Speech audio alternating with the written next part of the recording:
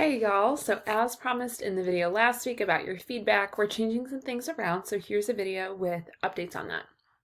So the first thing I want to cover isn't actually an update from feedback at all, but it is about optional conferences for next week.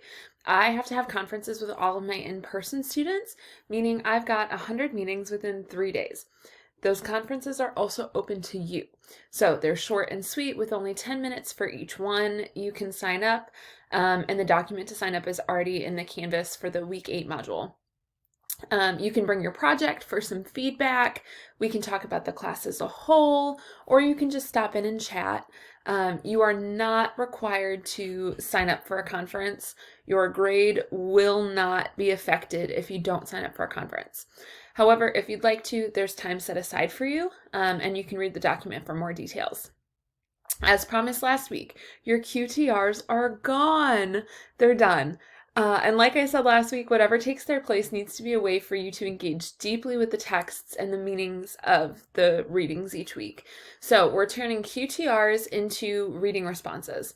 So now you'll write at least 200 words and you'll answer at least one question from the list of them on the Canvas assignment.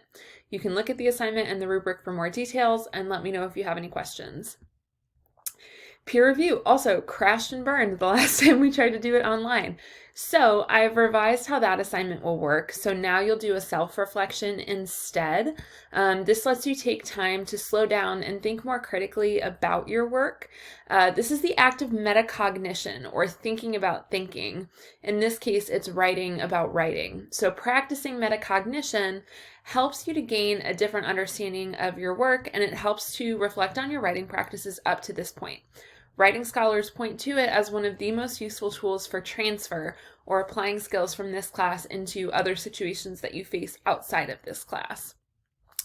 Those are all of my updates for this week. If you have any questions about the new revised materials or anything in the feedback video from last week, just let me know.